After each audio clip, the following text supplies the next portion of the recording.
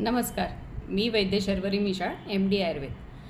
काही दिवसांपूर्वी मी एक वेट लॉस आणि आयुर्वेद असं एक सेशन ऑनलाईन घेतलं होतं. त्यामध्ये मी आपल्याला सगळ्यांना सांगितलं होतं की यव किती इफेक्टिव्ह आहे ॲज अ सप्लिमेंट आणि वेट लॉस या दोन्ही गोष्टी या धान्याद्वारे आपण करू शकतो. तर त्याचीच एक पारंपरिक रेसिपी आज मी तुमच्यासमोर घेऊन येते. थोडंसं यवाबद्दल आज आधी बोलूया की यव म्हणजे बार्ली हे धान्य प्रकार थोडासा निग्लेक्टेड आहे, फार कमी घरांमध्ये तो आणला जातो, पण त्याचे गुण मात्र खूप छान आहेत. तर ते पचायला हलके, थंड, शरीराला थंडावा देणारे, शिवाय पोट साफ करणारे, त्यामध्ये असे गुण आहेत की जे फॅट कमी करतात. म्हणजेच काय की मेदोरोग नाशक ते सांगितलेले आहे, मूत्रदोष नाशक सांगितले, म्हणजे युरिन सिस्टम रिलेटेड जर काही आजार असतील तर ते कमी करणारे आहेत. ज्यांना वारंवार सर्दी होते किंवा दमा आहे, श्वास लागतो, खोकला होतो, म्हणजेच कफविकार ज्यांना होतात त्याच्यासाठी यव खूप छान आहेत. त्वचा विकारांवर यवाचे चांगले इफेक्ट्स मिळतात.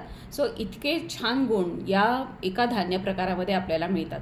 तर त्याचीच एक पारंपरिक रेसिपी. आणि शिवाय आता उन्हाळा आहे, तर उन्हाळ्यामध्ये असं काही आपल्याला हवं आहे की जे थंडावा पण आणेल, आपल्याला वेट लॉससाठी पण मदत करेल आणि सप्लिमेंट पण देईल. तर त्याच्यासाठी यव आणि यवाचं सत्तू हा एक छान पारंपरिक पदार्थ मी आपल्यासमोर दाखवते आहे. सो बघूया आपण कशा पद्धतीने ते करता येईल. तर हे यवाचं पीठ मी करून घेतलं आहे. यव स्वच्छ धुवून त्याला 2-3 वेळा पाण्यातून काढून त्याला छान वाळवले आणि भाजून घेतले. याचं पीठ केलं, मिक्सरवरच केलेलं आहे मी. हे तुम्ही दळून पण आणू शकता. यामध्ये आपण फुटाणे म्हणजे रोस्टेड चणा सुद्धा घालू शकतो, जेणेकरून ते पौष्टिक पण होईल, प्रोटीन सप्लिमेंट पण होईल.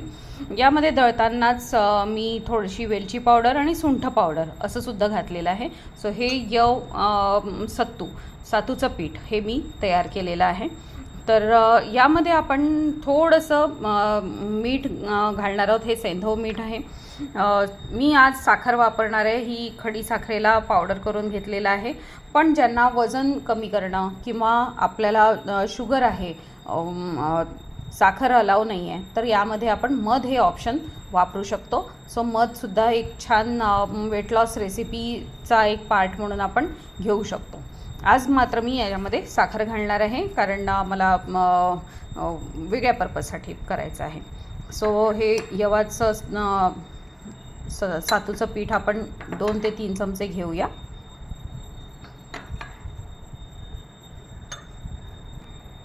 ह्यामध्ये पाणी मिक्स केलं आहे.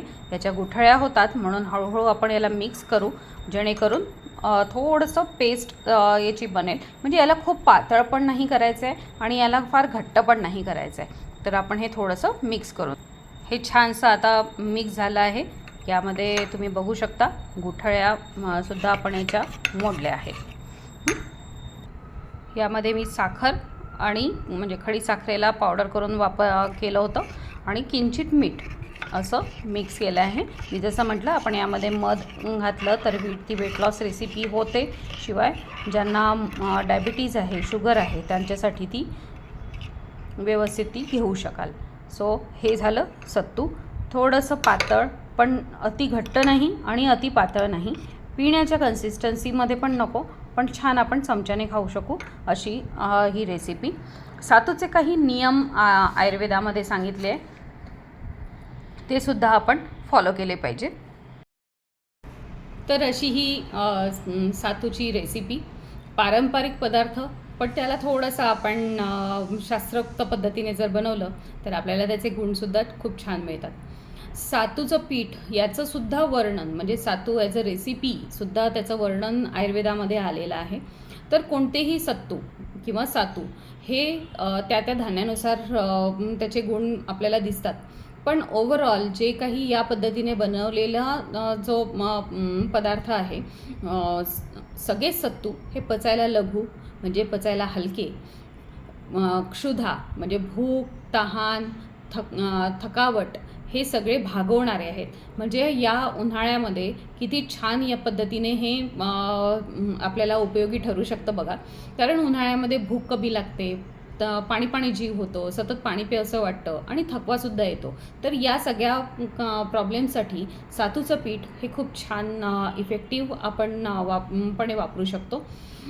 जे सातूचं पीठ आहे ते तृप्तिकारक आहे, म्हणजे आपल्याला मनाला छान थंडावा देणारं आणि शांत करणारं असं हे तृप्तिकारक म्हणून सांगितलं आहे. लगेच बल देणारं, म्हणजे जी आपल्याला एनर्जी लॉस होतो त्यासाठी सातूचं पीठ हे इफेक्टिव्ह होतं.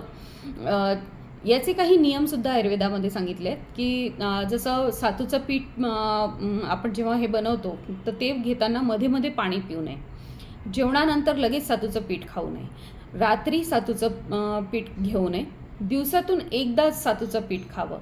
सो या नियमांचं पालन नक्की केलं गेलं पाहिजे आणि केवळ सातू खाऊ नये, म्हणजे तो एकतर दुधात किंवा पाण्यात त्याच्यासोबत थोडीशी साखर, मीठ, वेलची पावडर असं काहीतरी मिक्स करून ते त्याची म्हणजे काहीतरी त्याला ॲडिटिव्स करून हे सातूचं पीठ घेतलं पाहिजे. सो अशा प्रकारे हा खूप छान पदार्थ आहे आणि त्याचा ते तुम्ही नक्की करून बघा, तुम्हाला पण छान वाटेल. आपली लहानपणापासून आपण हे सातूचं पीठ खातच आलो आहोत, पण त्याला आयुर्वेदिक पद्धतीने एवढं महत्त्व आहे किंवा शास्त्रामध्ये त्याचे इतकी गुणवर्णन केले आहे, हे मला आज तुम्हाला या रेसिपीच्या द्वारे सांगायचं होतं. सो नक्की करा आणि आपल्या पारंपरिक रेसिपीचा आस्वाद घ्या.